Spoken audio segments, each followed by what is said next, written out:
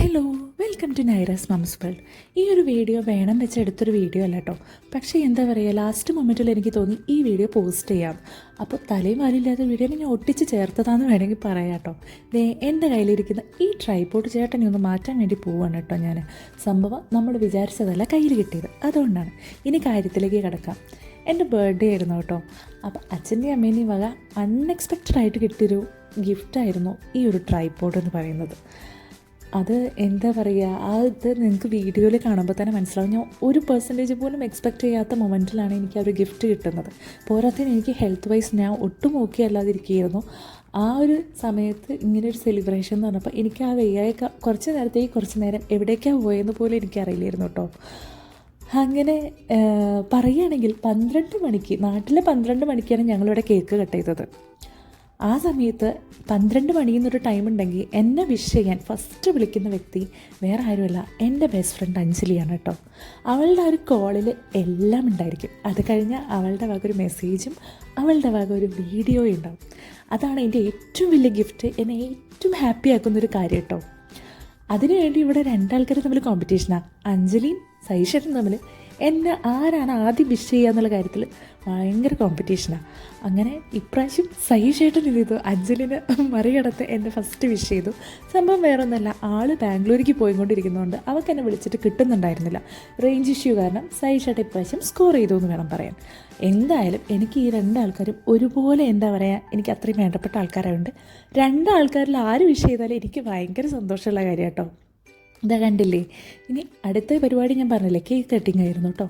അങ്ങനെ ഒട്ടും പ്രതീക്ഷിക്കാതിരിക്കുന്ന മൊമെൻറ്റിലാണ് എനിക്ക് ആ ഒരു ഗിഫ്റ്റിൻ്റെ മുന്നിലേക്ക് നീട്ടി തരുന്നത്. അത് കഴിഞ്ഞ് സൈഷൻ്റെ വകയുള്ള ഗിഫ്റ്റ് പറഞ്ഞാൽ ഇയറിങ്സ് ആയിരുന്നു കേട്ടോ. എനിക്ക് ഏറ്റവും ക്രേസ് ആയിട്ടുള്ള എന്താ പറയുക, ഓരോരുത്തർക്കും ഓരോ കാര്യത്തിലായിരിക്കുമല്ലോ. എനിക്ക് ഇയറിങ്സ് ആണ്, അതെന്നെ അറിയാവുന്നവർക്കറിയാം. എൻ്റെ കയ്യിൽ ഇയറിങ്സിൻ്റെ ഒരു വലിയ കളക്ഷൻ തന്നെ ഉണ്ട്. അപ്പോൾ എനിക്ക് എപ്പോൾ എവിടെ പോയി കഴിഞ്ഞാലും എൻ്റെ കണ്ണ് പോകാറുള്ള ഇയറിങ്സിലേക്കാണ്. അപ്പോൾ ഇപ്രാവശ്യം സൈഷേട്ടൻ എനിക്കത് മറക്കാതെ ഇയറിങ്സ് തന്നപ്പോൾ എനിക്ക് ഭയങ്കര സന്തോഷമായിരുന്നു കേട്ടോ. കനിമോള വകയാണ് ഈ ഒരു ഗിഫ്റ്റ്. അതും എനിക്ക് ഭയങ്കര സ്പെഷ്യലാണ്, കാരണം എൻ്റെ കനിമോളല്ലേ തരുന്നത് അല്ലേ. അങ്ങനെ ഈ ഒരു മൊമെൻറ്റ് എനിക്ക് പറഞ്ഞറിയിക്കാൻ പറ്റാത്തൊരു എന്താ പറയുക ഒരു മൊമെൻ്റായിരുന്നു കേട്ടോ. കാരണം ഞാൻ പറയാറുണ്ട്, എൻ്റെ അച്ഛനും അമ്മയുണ്ട്, സൈഷേട്ടനുണ്ട്, മോളുണ്ട്, എനിക്കിഷ്ടമുള്ള ഒരുപാട് ആൾക്കാരെ കൂടെ നിന്നിട്ടാണ് ഞാൻ ഈ ഒരു എന്താ പറയുക ആ ഒരു ദിവസത്തിൽ ആ ഒരു പാർട്ട് ഞാനിങ്ങനെ ആഘോഷിച്ചുകൊണ്ടിരുന്നിരുന്നു കേട്ടോ. ഇത് കഴിഞ്ഞപ്പോഴേക്കും ഞാൻ സൈഡായിട്ടുണ്ടായിരുന്നു കേട്ടോ. നേരെ കിടത്തത്തിലേക്കായിരുന്നു പോയിരുന്നത്.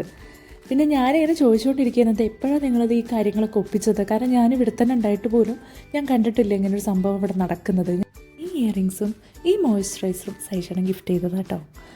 അങ്ങനെ രാവിലെ എന്നെയും കൂട്ടിയിട്ടായിരുന്നു അച്ഛൻ പോവാ പറഞ്ഞത്. അങ്ങനെ ഞങ്ങളിതേ കടയിൽ പോയിട്ടോ. അപ്പോൾ ഇന്നലെ അവിടെ സൈഷേട്ടൻ പോയി ചൂസ് ചെയ്ത സാധനമായിരുന്നില്ല ഞങ്ങൾക്ക് കിട്ടിയിരുന്നത്. ഒരു പാക്കറ്റ് അവരുടെ സൈഡിൽ നിന്ന് പറ്റിയൊരു മിസ്റ്റേക്കായിരുന്നു, മാറിപ്പോയി എന്നുള്ളത്. അപ്പം ഞങ്ങൾ എന്തായാലും മാറ്റിയെടുക്കുമ്പോൾ നല്ലതെടുക്കാൻ പറഞ്ഞുകൊണ്ട് തന്നെ അച്ഛൻ റിംഗ് ലൈറ്റും കൂടി ഉള്ളതാണ് എന്നോട് ചൂസ് ചെയ്യാൻ പറഞ്ഞത്. അങ്ങനെ ഞാനത് എടുത്തു കേട്ടോ. അതിനടുത്ത് തിരിച്ച് വരുന്ന സമയത്തൊക്കെ എൻ്റെ ഉള്ളിലുണ്ടായിരുന്നു ഞാനിത് വാങ്ങണം എന്ന് വിചാരിച്ചൊരു കാര്യമാണ്. ഈവൻ സൈഷേട്ടൻ വാങ്ങിത്തരാൻ പറയുമ്പോൾ ഞാനിതിനെ ഹോൾഡ് ചെയ്ത് വെക്കിയിരുന്നു. ആയിട്ടില്ല, ഞാൻ ജസ്റ്റ് സ്റ്റാർട്ട് ചെയ്തിട്ടല്ലേ ഉള്ളൂ, നോക്കാം അങ്ങനെ പറഞ്ഞ് ഹോൾഡ് ചെയ്തുകൊണ്ടിരിക്കുന്നൊരു കാര്യമായിരുന്നു കേട്ടോ.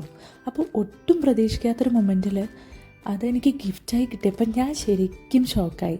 എനിക്ക് എന്താ പറയുക, ഞാനിങ്ങനെ നമ്മളിങ്ങനെ ഭയങ്കര ആഗ്രഹിച്ചിട്ടുണ്ട്, എന്നാൽ നമ്മൾ അതിനങ്ങനെ മാറ്റി വെച്ചുകൊണ്ടിരിക്കുകയായിരുന്നു പല കാരണത്താൽ.